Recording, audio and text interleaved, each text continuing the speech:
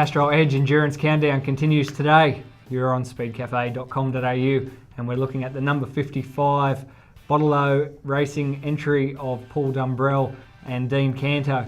Paul Dumbrell, Larry Perkins, you know quite well. You beat your head up against the wall many times trying to get good speed out of him, and he did deliver you good speed on occasions and didn't deliver you good speed on other occasions. However, this year, in his new home with the factory Ford, he's come on real strong. Yeah, they're fair comments. Look, Paul is more than capable, and that's why I had him for, I think it was 4 years, and he made small mistakes and so on, and he knows that, but we all get older and get wiser, and this could be a real dark horse chance as well.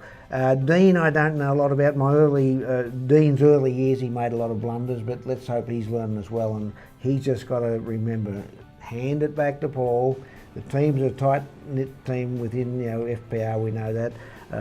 Rod Nash there, he has an influence on that where he calms it all down, and this is a real one of them dark horse ones because Paul can do the job. I had a lot of faith in Paul, and this year has been fantastic, and I'd be putting a little bit of money on Paul. Do you agree with that? Yeah, I think Canto really has to right a few wrongs. He's crashed out 2 of the last 3 years at Bathurst. We know he can do it. He's got pace. There's no problem there.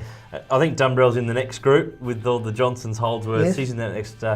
But he's had that experience before of being a lead driver in a car where normally a lot of these guys have been the co-driver and they're getting their first chance at it now by being the full-timer and being the main guy. But that's not new to Paul. He's done it at HRT last year. He did it at your team. Some of his shootout laps up there, particularly I remember 04 when he put on the second row.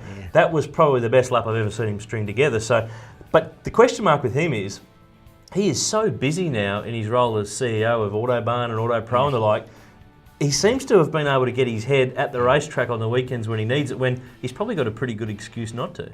Yeah, he has. Age has given him the maturity of a good thought pass, I think, and he concentrates better behind the wheel. And I really hope he does a good job, and I really think he can. Being a CEO is probably the best chance to have a bit of a rest, get away from the telephone. Yeah, it probably is. It's probably the easiest way to do it, going down Conrod at 300. But they're part of FPR. They're the third car run alongside the Winterbottom and Richards car. So they're a big factor. I think he'll make the top 10 shootout. He's so strong up there. I think you can pencil in Paul for one up there. And even if he doesn't, they're a factor, I think, if they don't make any mistakes and Dean Canto steps up. But he's done a lot of laps too in the past on their evaluation days and like because Paul's been busy with business in the United States. So they're a good strong shot, I reckon. We'll find out. That's the number 55 Bottle Racing entry. You're on the Castrol Edge Endurance Countdown on Speed Cafe.